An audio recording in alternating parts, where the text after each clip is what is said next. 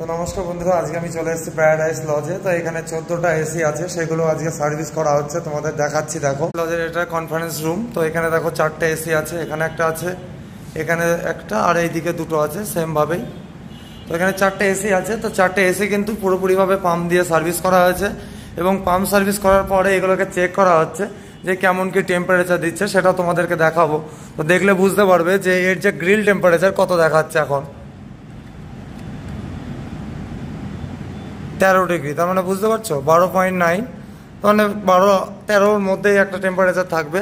তো এর পারফরমেন্স কিন্তু খুব সুন্দর একটা দিচ্ছে, এই জন্য আমি টেম্পারেচার সেন্সার লাগিয়ে তোমাদেরকে টেম্পারেচারটা দেখালাম।